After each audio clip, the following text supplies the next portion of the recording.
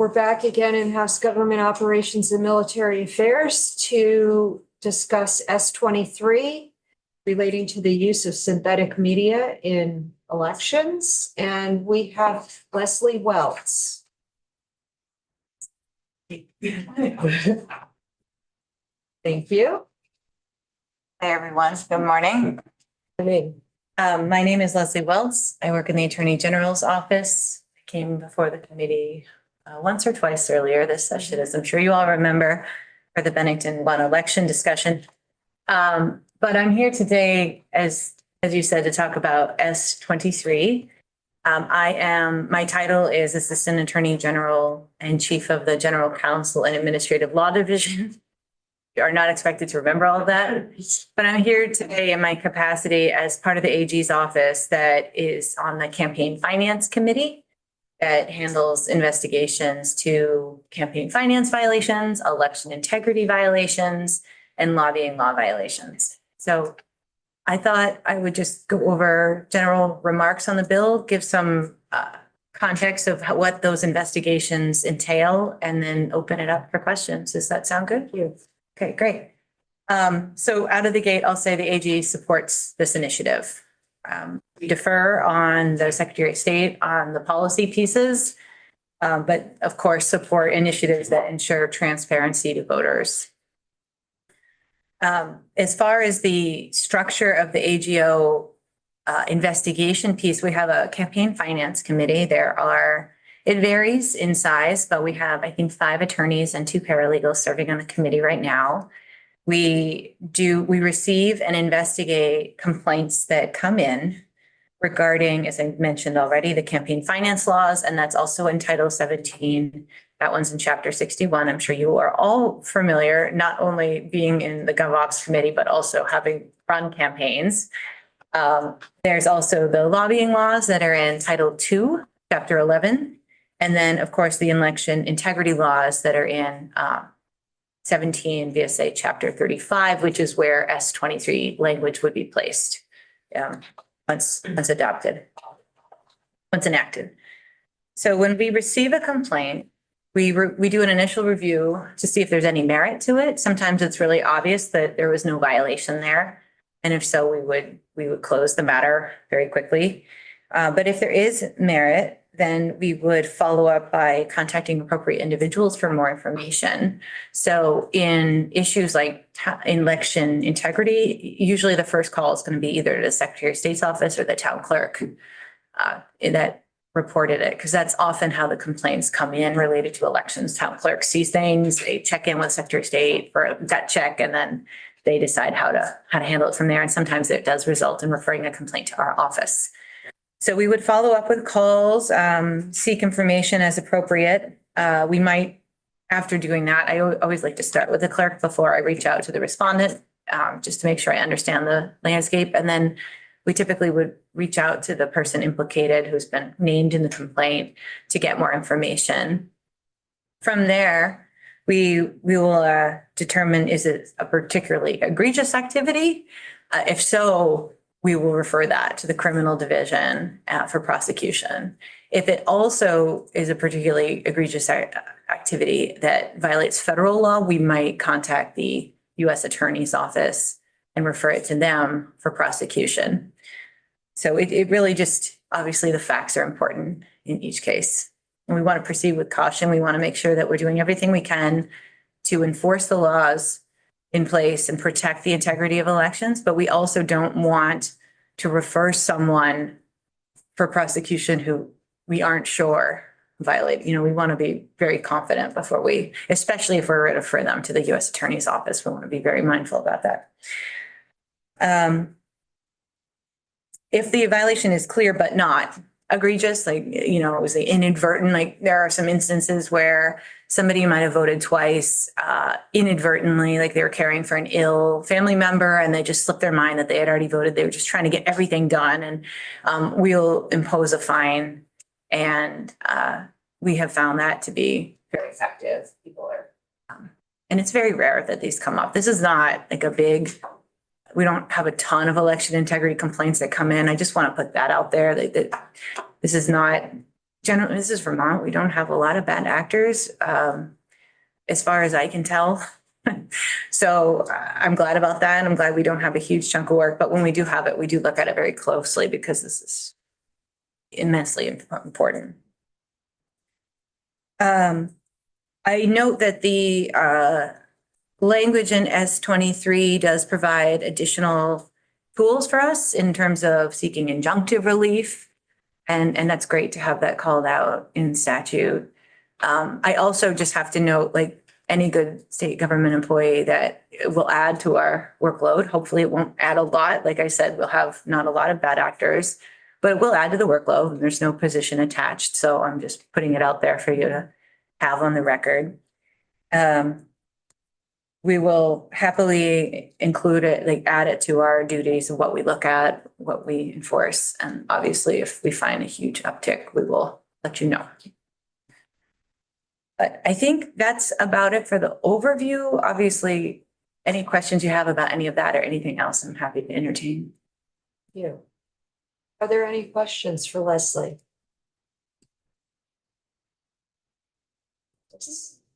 Oh, maybe Representative Cooper. Is the definition section that tries to corral what synthetic media is or can be soon enough? Do you mean in terms of policy? In terms of oops, we found all That's a good question. I haven't looked at it with that question in mind. I think that I would defer to the Secretary of State on that because I think it really is more, what do we want to make sure is included? And I know that they have come in and they've testified on this, right? Mhm. So, right. Right. I appreciate that. I think that it is pretty clear. I'm sure that we will discover where we can tighten it up as we go. And if I'll look at it with that in mind and I'll send in follow-up comments if there's anything. Representative, do you have a question? Yeah, thank you. I'm just realizing that I don't think many other states have done this, but I was wondering if you were aware of how other states are faring with this kind of regulation so far. But I feel like we heard testimony that it hasn't been adopted in too many spots yet. Yeah, I am not intimately familiar. I know other states have been tackling this just generally, but I think Ledge Council is probably better positioned to speak to that in depth. I will say my understanding from some of the very preliminary research I've done on that is that states that are imposing disclosure requirements those laws are doing well. I mean, we haven't seen a lot of challenges in those contexts with the prohibitions or where we're going to see more First Amendment challenges. However, like I said, that's all very preliminary and I defer to Ledge Council's analysis on that. I also want to be careful not to comment on weaknesses in bills that could be used in litigation that my office would be defending. So I want to be very careful there. Rep. Pincinel? My only comment regarding the bill is that it states that it's only within the 90 days of an election. And in the recent stuff that's been coming out on Facebook, there was more on the weekend. Regarding Governor Scott, I think it should be illegal, especially if it's coming from a political party within the House or within this building. It's some Joe Schmo out in the country, I mean, there's nothing to do about it, but if you're a legislature or a senator, you're putting that stuff out there, I think it should be an ethics problem, regardless of whether it's within 90 days of that's my big problem that I have. I think it's just totally disrespectful. Yeah, that's really, that's understandable. Your position is understandable. I think the title of this bill being the use of synthetic media in elections narrows the scope to how does this affect an election? And, when we're a year and a half away from an election, where do you draw that line? You know, that certainly a bill could be introduced with a broader scope, but with the scope that we're given here, I think the 90 days was decided on for a specific reason. But good commentary and, you know, certainly those are things that we wish weren't happening.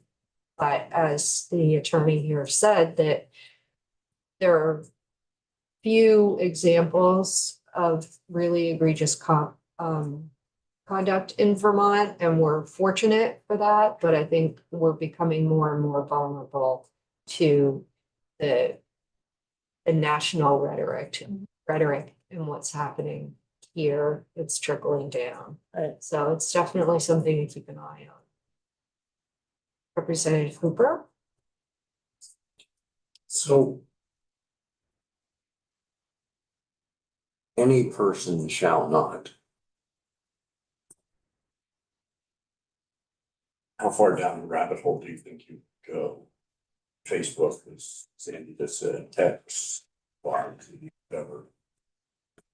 There's a whole lot of, I think, corporate manipulation at that level.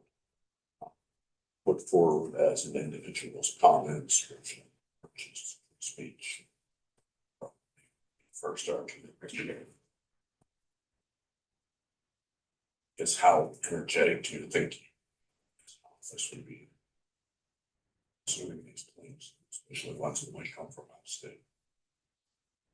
Yeah. I mean, this is big. When you, Big. when you say out of state, it means that the violation, like somebody from out of state, or it was posted. Well, like it's a reminder to post on something that's Mhm. sort of presumed or Yeah, so it's all gonna depend on, I mean, you know, I was gonna say that it's gonna depend on the facts, obviously. I think that if there is something that is egregious, so the Campaign Finance Committee doesn't have its own investigator, the criminal investigators. So depending on what it looks like it could be, I think we would refer it to the criminal division and they could work with law enforcement and investigators to do detective work if needed, if it looks like it's a particularly egregious situation. If it's, and I think that's what you're talking about is the egregious. yeah, the potential for this, I mean, it seems like we're sending somebody out with a bucket to go and build an ark. So, yeah.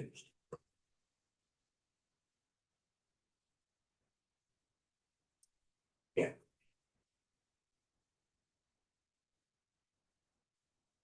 Waters Evans. Thank you. I wanted to make the point that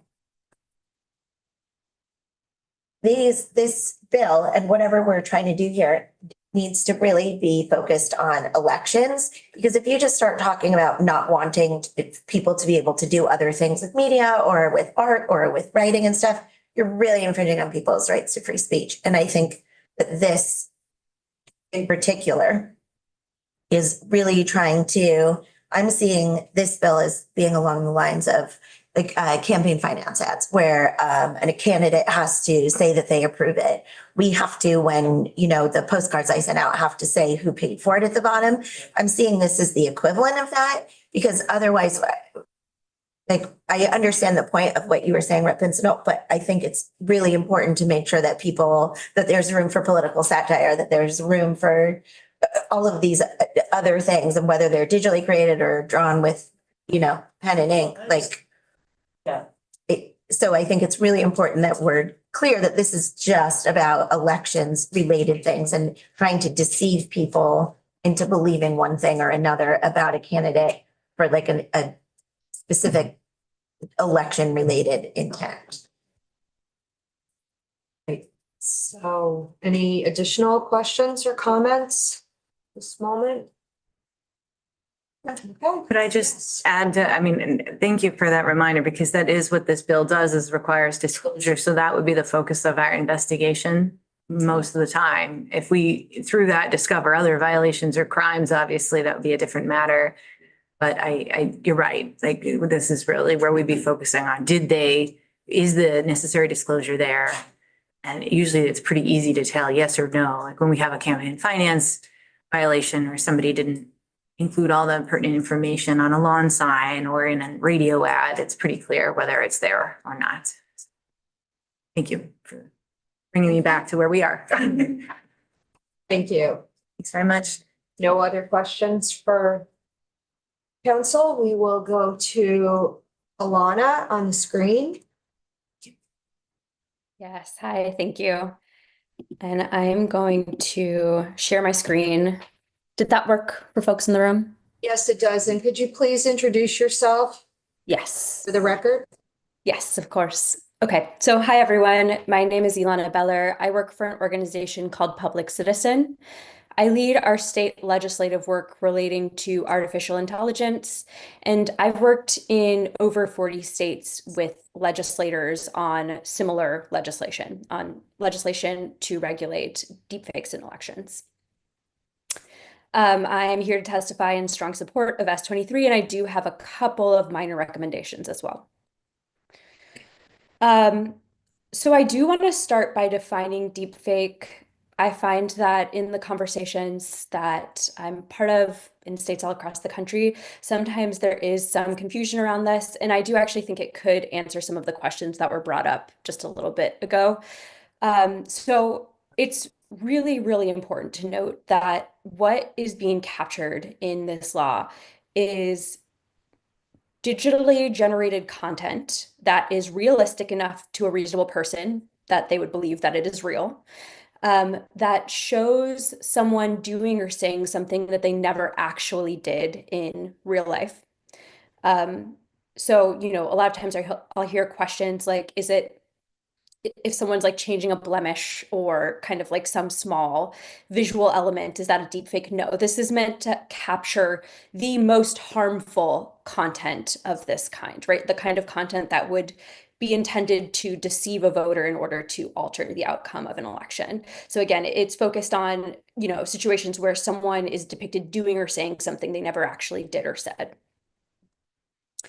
I am going to do a very quick set of examples. I did this with the Senate committee as well.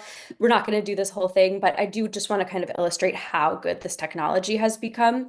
So if folks don't mind bearing with me we'll probably do like 2 of these, but do folks have, this is a quiz from the New York Times that shows photos and asks if they're real or if they're generated by artificial intelligence. Do folks have a sense of what they think this photo is, whether it's a deep fake or a real photo? Real, looks real. It's a deep fake. How you tell? Yeah, I would Horizon not in the know how to background. tell. You could tell, you said? No, I would not know how to Is that what it tell. is? Oh, okay. Like the horizon in the background. I didn't notice that. I was just looking at space. We'll do 1 more or 2 more. Does this look real or fake? That looks fake. Fake. I love how we're. This is real. So we don't have to, you know, we don't have It to. has a solid background. I thought that was real too, but I'm not saying it out loud, so I can have pause. Sorry, I am just going with whatever I hear first, if I'm being honest. Yeah, this is fun. Yeah. That's done. I mean, we can do 1 more, but I feel like this is Sure. kind of proved the point. This Do content that has one, become- do that one. to do this one. Okay. This is actually from, they have like 5 quizzes and I screenshot a different quiz, if I'm being honest, and I don't remember which one it's from. They have like videos and images. It's really interesting. I get more wrong than right, and I think about this. I think about deepfakes daily as part of my job. Let me go back to the presentation mode. This should be full screen again, right? Yes. Yeah. Okay. This Say- content is, you know, A1. sorry? It's A1.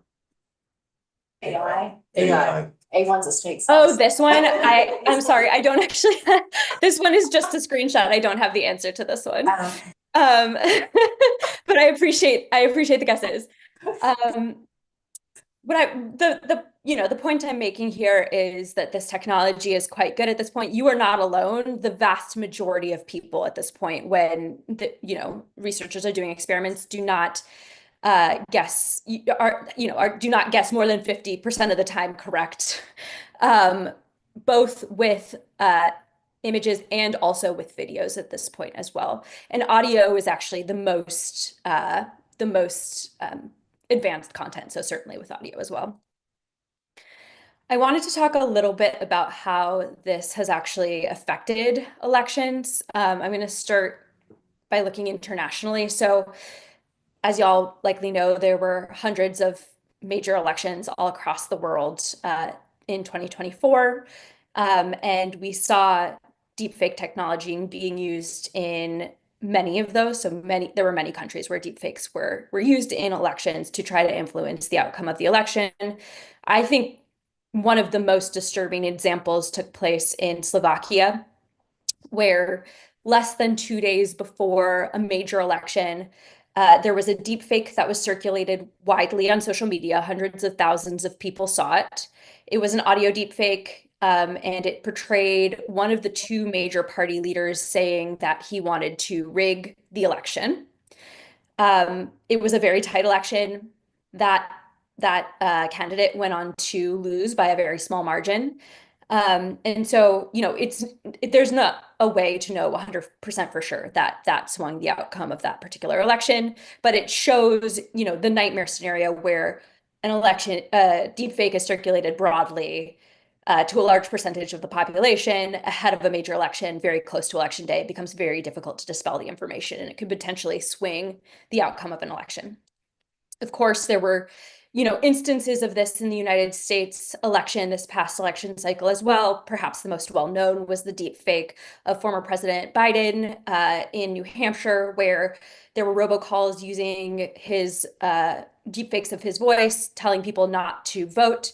But, it's worth noting there were actually numerous other situations where deepfakes were used in the US election most recently. So one that I find particularly disturbing that's really not talked about very much took place in North Carolina's 6th congressional district during the primary. In this case, there was a candidate, just for ease, I'll just call that candidate A. Candidate A was being supported by a PAC.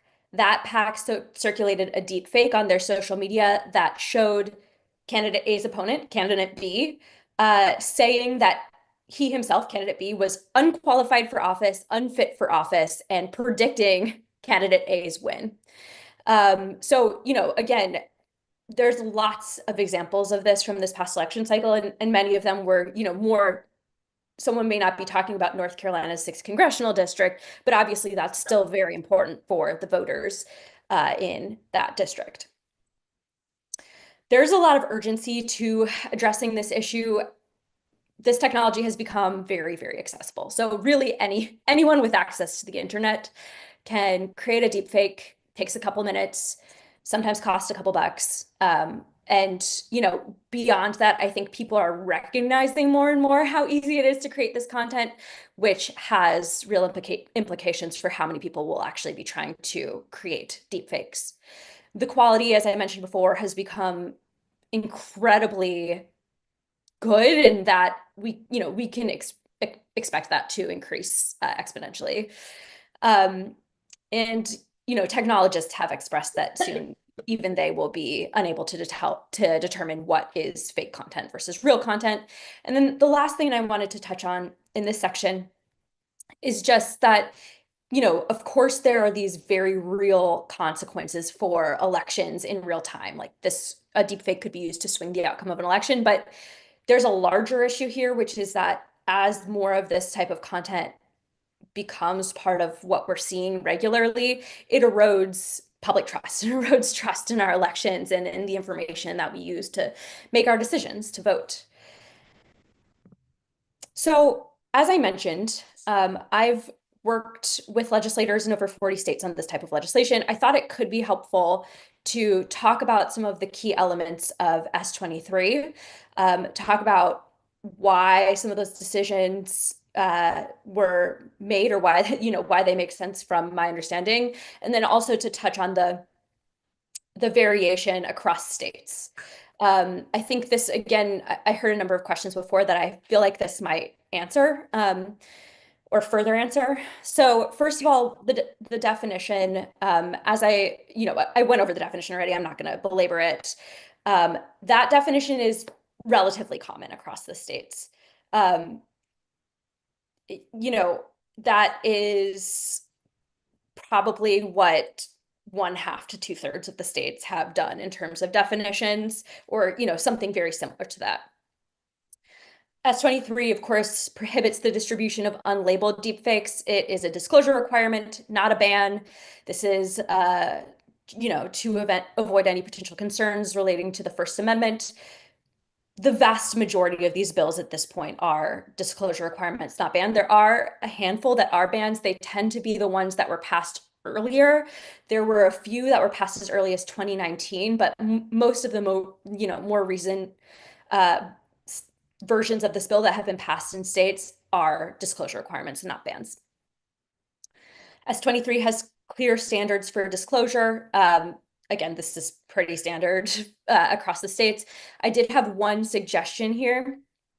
So there is a requirement in the language for a visual, like whether it's video or image deepfake, that the disclosure has to be as large as, or not smaller than, the largest font that is used in the deepfake. And so we have seen other states run into issues with people making arguments that, if, for example, at the beginning of a video, it has the word stop, that's like taking up the vast majority of the screen.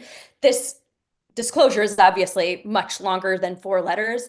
And so when it came to actually putting that as large as the largest font in the entirety of the video, that would essentially make it, that would make it so that the rest of the content couldn't be viewed because it would be taking up all of the space. So, that's not a particularly complicated fix, it's minor. But, something that is more like shall appear in a size that's easily readable by the average viewer would be more ideal, because you won't run into that potential issue related to font size. S23 covers all people, as was mentioned.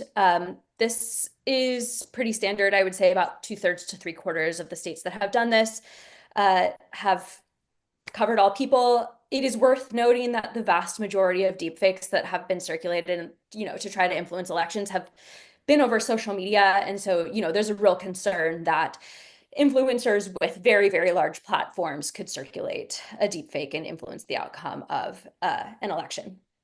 That 90-day window that was mentioned earlier, that is out of abundance of caution for the First Amendment. Again, about 2/3 of states have these windows. What I will say is there are a range of windows. So some states have windows as short as 30 days, and a very small number of states have windows as long as 180 days. 90 is the most common window, for what it's worth. And then S23 only covers people who knowingly circulate a deepfake with an intent to influence the outcome of an election. This is really important. You don't want to, be penalizing someone who's reposting something unknowingly.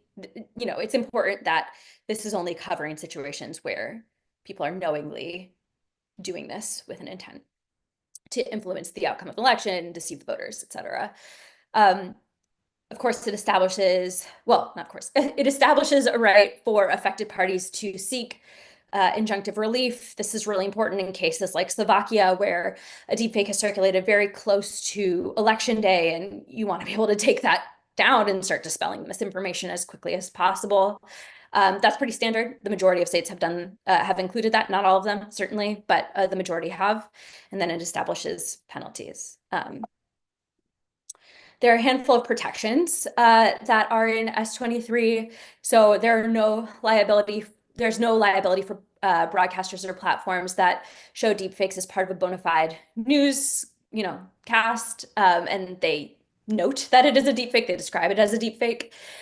There's also an exemption for broadcasters where they're required by law, by the FCC, to broadcast certain content. That this is all standard across the states. for the most part. And then the exemption for satire and parody is very common as well and important.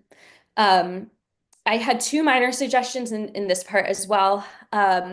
So one is that right now, as it stands, any broadcaster who is paid to distribute this content at all is exempt. It's worth noting that in that case, there are certainly situations where broadcasters could knowingly circulate a deepfake as long as someone paid them to do it. So we generally recommend that you just slightly tweak the language to say is paid to broadcast deceptive media and has made a good faith effort to determine that the content is not a deepfake. The good faith effort requirement is satisfied by a simple, like they give a form to the person who's sponsoring the content that they sign that says it's not a deepfake.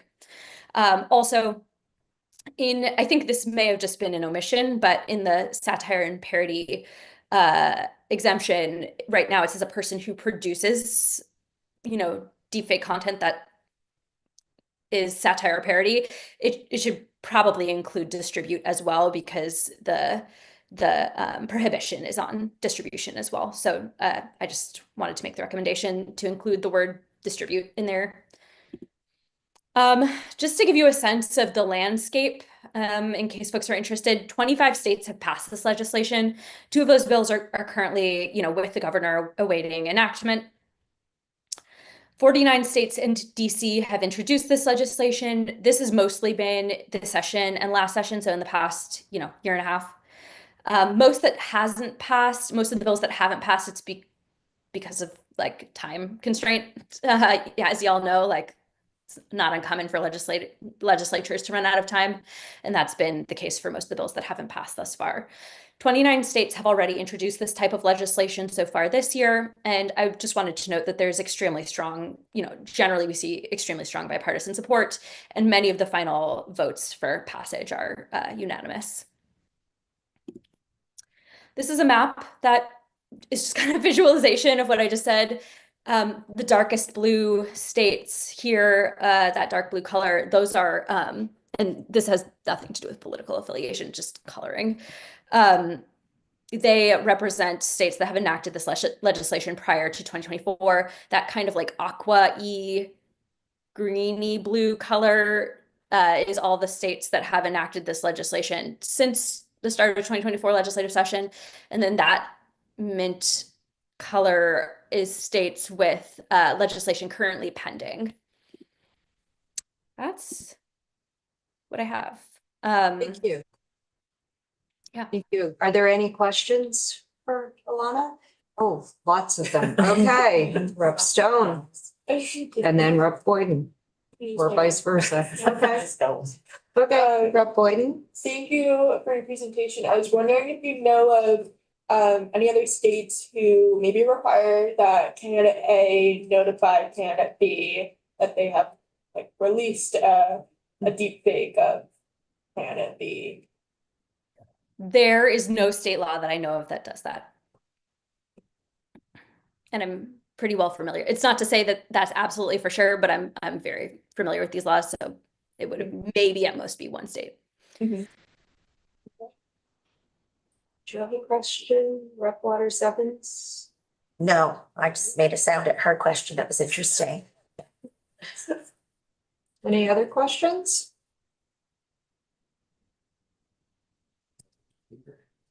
Yes. Actually, could you talk a little, I think we could probably talk about this forever, but could you just give like a little synopsis of this process of navigating the line between free speech and and satire and political parody and the deep fake, like, Yes. especially like also when we say if people are knowingly distributing it, or like, what does their intent matter? Like, how does that work? Yeah, definitely.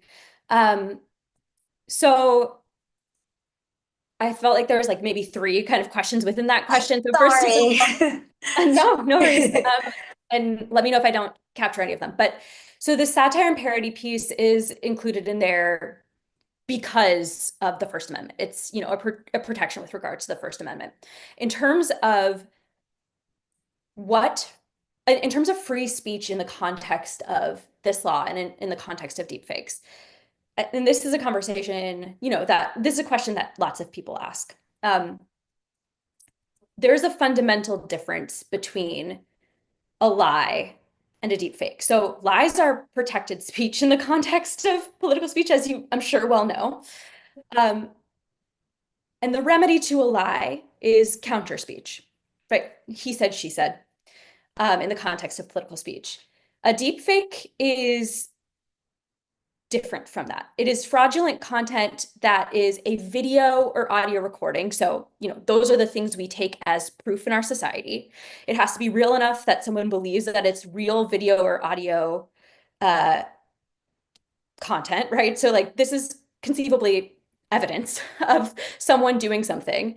And it is not counterable in the same way with counter speech, right? If there's a video of me doing something egregious, it's very difficult for me to be like, no, this video that looks real of me doing this thing is not real. If there's someone saying, oh, Ilana did this thing, I could counter that with counter speech. So the remedy has to be different.